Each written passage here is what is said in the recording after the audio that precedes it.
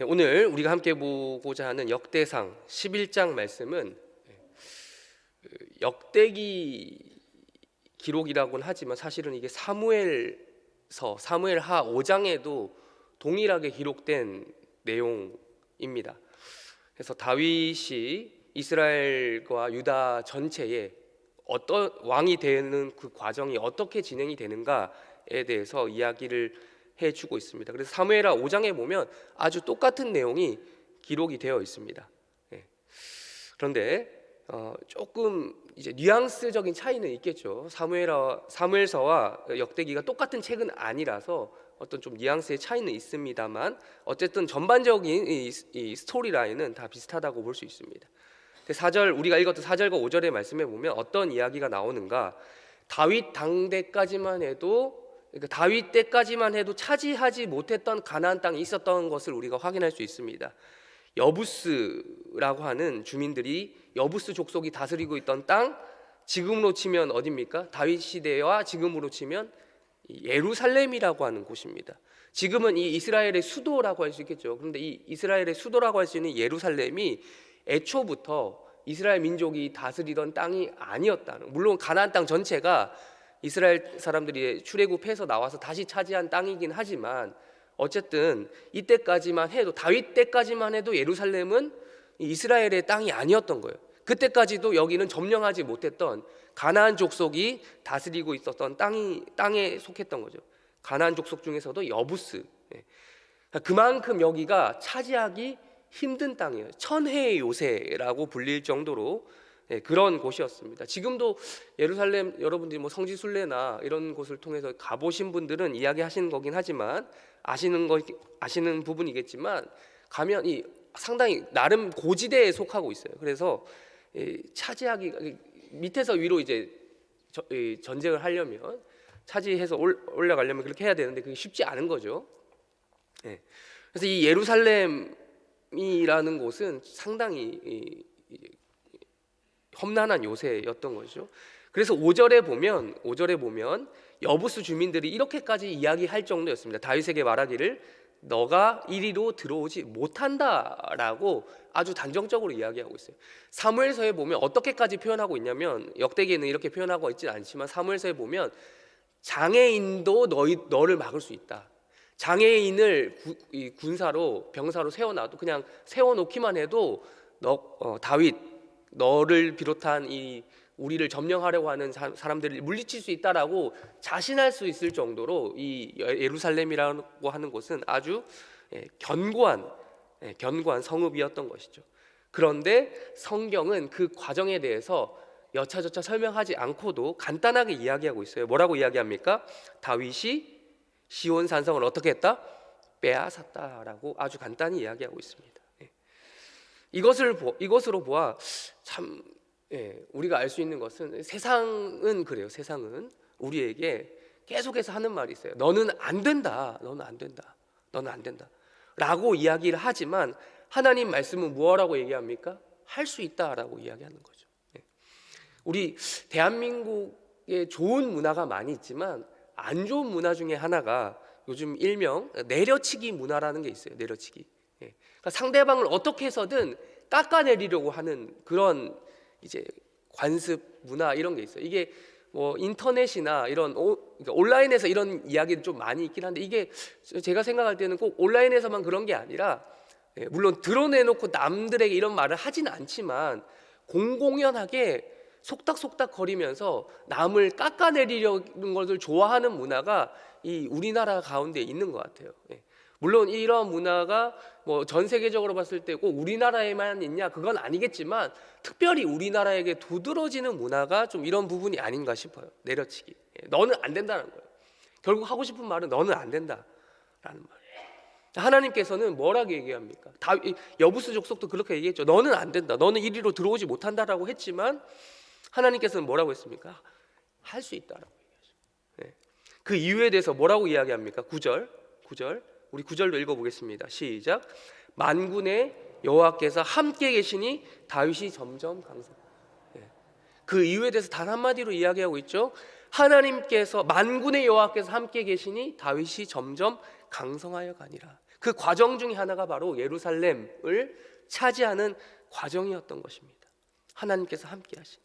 혼자서는 안 되고요. 물론 우리 스스로 혼자 힘으로는 당연히 이런 것들을 할 수 없게, 다윗도 마찬가지고, 다윗이 물론 실력이 있는 사람은 맞습니다만 다윗의 인생을 보시면 뭐 평범한 사람 같지는 않습니다. 그렇지만 그가 평범한 이상의 삶을 살 수 있었던 것은 그가 늘 하나님과 함께 하려고 했고 하나님과 함께 했기 때문에 이러한 결과가 나올 수 있었던 것입니다. 그런데요, 재미있는 것이 있습니다. 역대기만의 독특한 또 기록이 있어요. 이것은 제가 지금까지 말씀드린 거는요, 사무엘서에도 나오는 내용인데 좀 독특한 내용이 있는데, 우리 6절 우리 한번 읽어보겠습니다. 역대상 11장 6절 말씀 다 같이 읽겠습니다. 시작.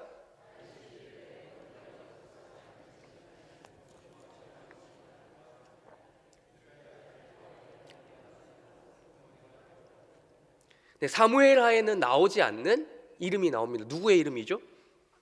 예, 스루야의 아들 누구요? 요압. 요압은 이 다윗의 군대 장관, 지금으로 치면 뭐 국방부 장관 정도 될까요? 그런 위치에까지 오르는 사람입니다.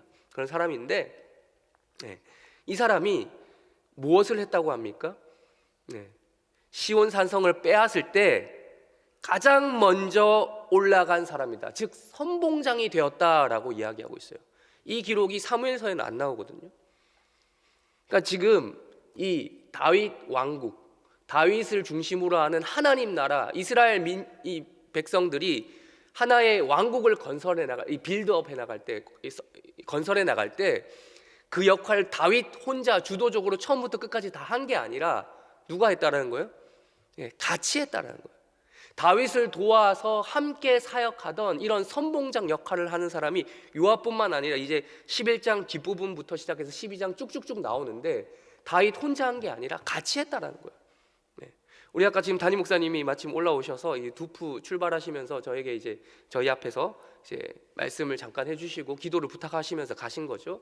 갔는데 담임 목사님이 가시지만 두프는 누가 가는 거라고 어떤 심정으로 해야 되는 거예요? 이곳에 있는 우리 모두가 간다라고 하는 심정적으로 같이 가야 된다. 같이 하는 거예요.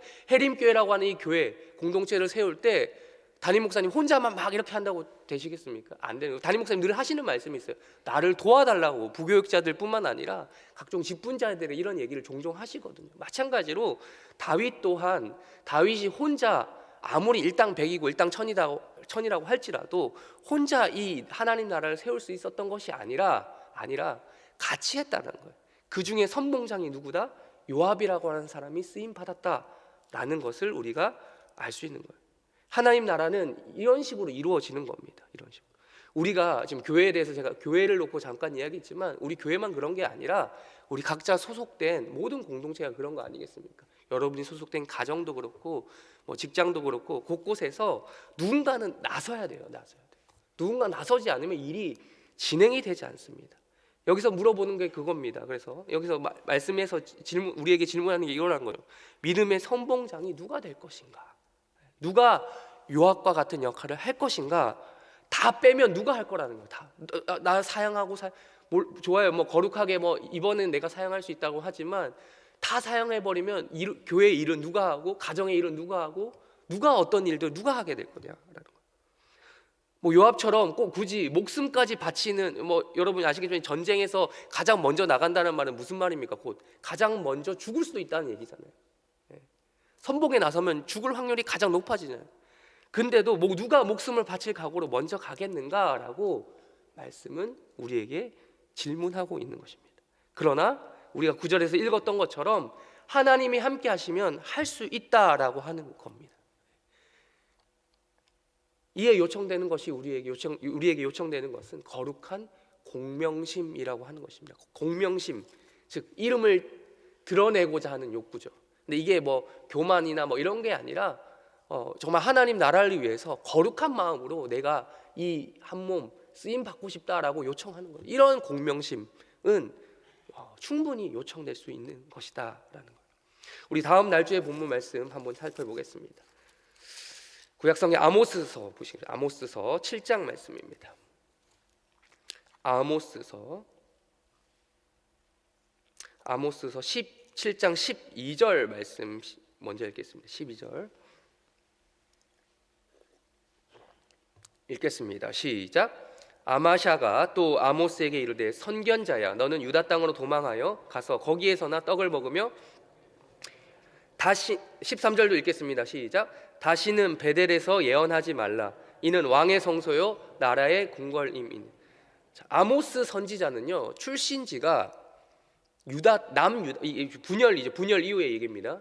남유다 땅이에요. 남유다 출신으로서 어디 가서 예언 사역을 했냐면 북이스라엘로 넘어가서 사역을 했어요. 그런데 이 북이스라엘 사람들이 당연히 모든 어느 나라 사람이나 참된 말씀이 선포되는 것을 별로 달가워하진 않잖아요. 그래서 말씀이 선포되는 것을 달가워하지 않았지만 특별히 남유다, 지금 북과 남은 이미 갈라진 이후로 원수지간이 됐잖아요. 원수지간이 되면서 사이가 안 좋았는데다가 하나님 말씀을 전하러 남쪽에서 북쪽으로 올라갔단 말이에요. 올라가니까 이 기분이 당연히 좋을 리가 없고, 심지어 이 아마샤라고 하는 사람이 등장하는데, 아마샤는 누구냐면 베델의 제사장, 즉 지금으로 치면 고위 성직자, 성직자 중에서도 아주 교황 정도 되는 그런 사람이라고 할 수 있습니다. 굳이 따지자면. 근데 교황 정도 되는 사람이 이 아모스라고 하는 선지 남쪽에 심지어 직업적인 이 성직자도 아니에요. 그냥 우리 14절 보시면 14절 눈으로 보세요. 뭐라고 합니까? 14절 보면 나는 목자요 뽕나무를 재배하는 자다. 그러니까 직업 자체가 농업이에요. 농부예요.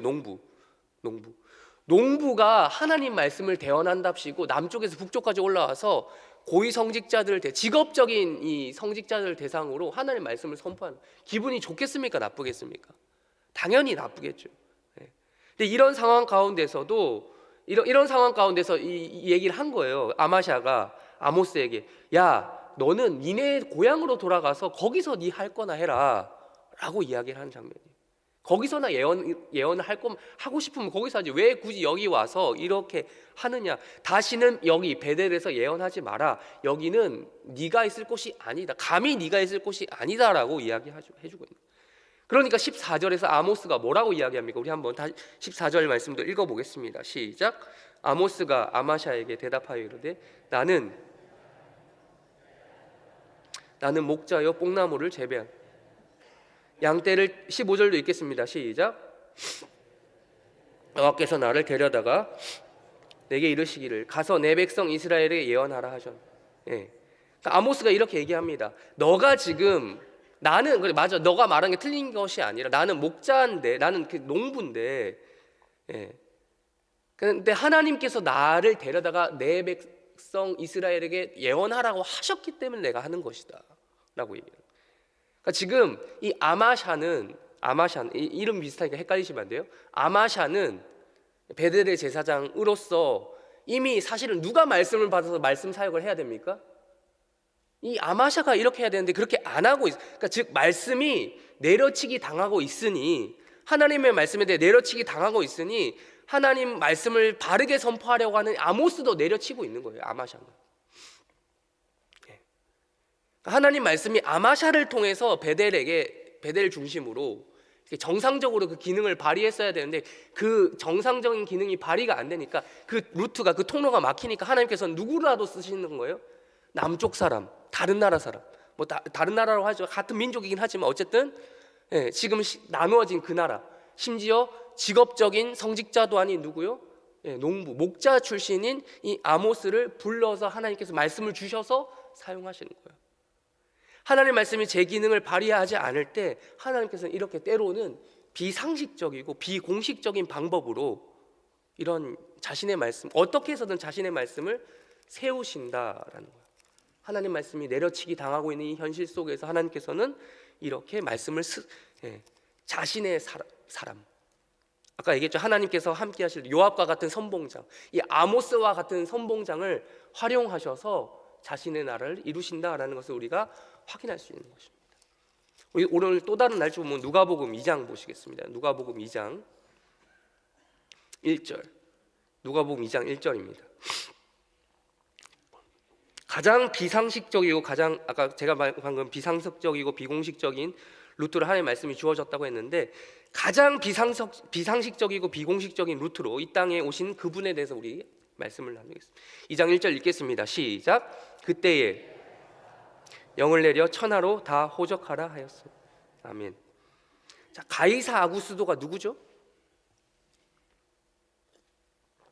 네, 여러분이 이 한글 성경이 좀 오래된 성경이라 좀 이제 영어로 좀 읽거나 이러면 좀 이제 도움이 되는데, 가이사 아구스도는 역사적으로 가장 유명한 인물 중에 하나죠. 카이사르 아우구스투스. 예. 로마의 1대 황제입니다. 1대 황제. 예. 본명은 옥타비아누스라고 하는 사람인데, 우리가 잘 아는 시저 카이사의 양아들이죠. 예. 1대 황제입니다. 이 사람, 그러니까 이 사람의 이름과 동시에 나타나는 이 누가복음의 주인공, 나아가 복음서 전체의 주인공 누굽니까? 예수님이죠.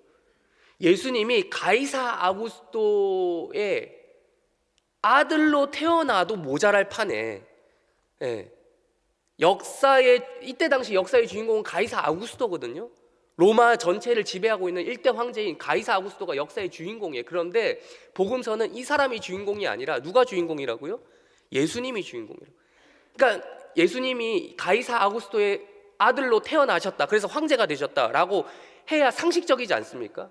우주의 하나님의 아들인데. 네. 그런데 가장 비상식적이고 비공식적인 루트로 이 땅에 오신 분이, 즉 가장 크게 내려치기 당하신 분이 누구라고요? 우리 예수님이다라는 거예요. 네. 온 우주의 이 창조주이시자 주관자 되신 그분. 네. 그렇게 이 땅에, 심지어 그냥 인간의 아들로 오신 게 아니라 누구의 아들로 오셨습니까? 우리 4절과 5절에 보면 요셉, 마리아 나오잖아요. 약혼한, 결혼한 후에가 아니라 약혼한 마리아, 즉 미혼모의 아들로 오셨다. 요즘 말로 할 것 같아요. 미혼모의 아들. 아주 비정상적인 방식으로 이 땅에 오셨잖아요. 예수님께서. 이게 바로 성육신이라고 할 수 있겠어요. 성육신. 우리가 세상에서 살다 보면 우리가 내려치기 당할 때 많죠. 아까 제가 내려치기 잠깐 말씀드렸지만 우리가 그런 일들을 종종 경험하거든요. 근데요, 우리가 세상에서 당하는 내려치기보다 훨씬 더 강한 것을 누가 경험하셨다고요? 예수님이 이 땅에 인간의 몸을 입고 오신 성육신 자체가, 그 자체가 이미 예수님께는 아주 큰 그거였다는 거예요. 역사상 이런 분이 있으셨습니까? 이런 분은 없으셨어요. 예수님이 그런 역사를 경험하셨습니다. 우리 마지막으로 오늘 날주 본문 히브리서 13장 보시겠어요? 히브리서 13장 12절 13절. 이 예수님께서 어디까지 내려치기를 당하셨나라고 우리 한번 보겠습니다. 13장 12절 13절 말씀. 먼저 12절 읽겠습니다. 시작. 그러므로 예수도 자기 피로써 백성을 거룩하게 하려고 성문 밖에서 고난을 받으셨느니라. 그런즉 우리도 그의 치욕을 짊어지고 영문 밖으로 그에게 나아가죠. 아멘. 그러므로 예수님이 어디까지 내려치기 당하셨다? 어디까지 고난을 받으셨다? 자기 피로써 성문 밖에서 고난을 당하셨다. 이게 은유적인 표현이죠. 십자가에서 죽으심을 당하셨다라는 것의 은유적인 표현입니다. 아까 말씀드린 누가복음 2장에서 우리가 발견한 예수님은 그 내려치기의 시작 단계를 우리가 살펴본 거예요. 성육신. 그러니까 좀 내려치기라고 제가 이 표현을 했지만, 요즘 유행하는 말로서 표현했지만, 사실은 이거는 이 신학적인 용어로 얘기하면, 교리적인 용어로 하면 비하라는 단어를 씁니다. 예수 그리스도의 비하의 단계의 시작점이 성육신이고요. 그 절정 중에 하나가 십자가 죽음입니다. 그 절정이 바로, 내려치기의 절정이 어디다고요? 십자가 죽음. 근데 여기서는 십자가 죽음을 이렇게 표현하고 있죠. 이 히브리서만의 언어로요. 어디에서 고난을 받으셨다고요? 성문 밖에서. 여러분, 성문이 의미하는 바가 뭡니까? 여기서 말하는 성문이 어디죠? 어디 성문입니까? 우리 지금 역대상 11장에서 봤던 그곳이요. 어디요? 예루살렘 성문이요. 예루살렘 성 안에 들어와 있다, 밖에 있다. 어떤 걸 얘기합니까? 안에 있다는 것은 안정성, 성 안에 들어와 있다는 건 안전함, 안정성, 그리고 그 안에 소속된 하나님 나라 백성이라고 하는 이런 울타리를 이야기하는 거죠. 근데 이 밖으로 나갔다는 거죠. 거기서 제외됐다라는 거. 제외됐다. 안정성을 보장받지 못한다, 이런 뜻 아니겠습니까? 성문 밖으로. 예수님께서는요, 실제로 뭐 문자적으로도 성문 밖에 나가셔서 십자가형을 당하셨죠. 그 십자가가 골고다 언덕이 성문 밖에 있었으니까. 그것도 마찬가지지만 그것도 맞는 말이지만 이 영적인 의미에 있어서도 성문 밖에서, 즉 하나님 나라 백성으로서의 제외되는 이러한 수치스러움, 13절에 뭐라고 표현합니까? 치욕적인, 예수님 입장에서 아주 치욕적인 사건을 경험하셨던 것입니다. 이게 다 누구를 위해서라고 이야기합니까? 12절, 13절. 12절에 보니까 12절에 보니까 자기 피로서 누구를 거룩하게 하시려고요? 자기 백성을, 우리를 위하여 이 고난을 받으셨다라는 거예요. 오늘 우리가 이것을 가지고 기도 제목을 삼으려고 합니다. 12절, 13절을 통해서 우리가 볼 수 있는 기도 제목 첫 번째 무엇입니까? 우리가 오늘 하루도, 오늘 한 주, 이번 한 주도 살아가면서 세상에서 살다 보면 우리도 또한 뭐 예수님까지만큼은 아니지만 계속해서 세상은 우리를 내려치게 할까. 넌 할 수 없다, 할 수 없다. 넌 예루살렘 성을 정복할 수 없다라고 하는 그런 세상의 소리를 끊임없이 우리가 듣게 될 겁니다. 그때 우리가 누구를 기억해야 됩니까? 성문 밖에서 고난을 당하신 누구요? 예수님을 기억하셔야 됩니다.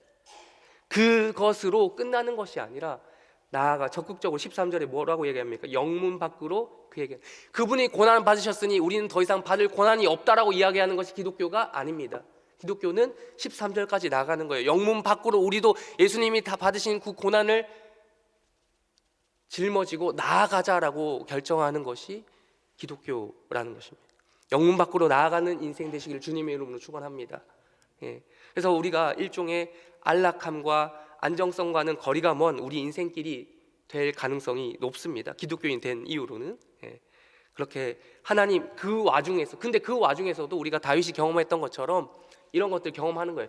그렇기 때문에 하나님이 함께 하심에 우리가 점점 더 이 믿음이 약하여지지 아니하고 강성케 되는 오늘 하루와 이번 한 주가 되시길 주님의 이름으로 축원합니다. 마지막으로 우리 하나님 나라를 이루어 가실 때 여러분 또 오늘 교회와 가정과 각각의 여러분이 생활하는 공동체 속에서도 믿음의 선봉장 되시기를, 그런 은혜가 넘치시기를 주님의 이름으로 축원합니다. 또한 마지막으로 기도해 줄 때 제가 담임 목사님 나오시지 않으셔도 꼭 기도 제목 부탁드리려고 했는데, 두만강 프로젝트 팀 오늘 출발하게 되는데, 여러분 두만강 프로젝트 그 팀만 가는 게 아니라요, 여러분도 같이 기도하는 마음으로, 기도하는 심지어 실제로 기도함으로써 동역하시면서 여러분들의 인생을 일주일 동안 각자의 자리에서 두만강 두프팀처럼 살아가시는 그런 은혜, 영문 밖으로 나아가시는 그 은혜가 있으시기를 주님의 이름으로 축원합니다. 우리 주기도문으로 기도하시고 각자 개인 기도 제목 가지고 기도하시다가 때가 되면 돌아가시기 바랍니다. 기도하겠습니다. 하늘에 계신 우리 아버지여, 이름이 거룩히 여김을 받으시오며 나라의 임하옵시며 뜻이 하늘에서 이루어진 것 같이 땅에서도 이루어지이다. 오늘날 우리에게 일용할 양식을 주옵시고 우리가 우리에게 죄 지은 자를 사하여 준 것 같이 우리 죄를 사하여 주옵시고 우리를 시험에 들게 하지 마옵시고 다만 악에서 구하옵소서. 대개 나라와 권세와 영광이 아버지께 영원히 있사옵나이다. 아멘.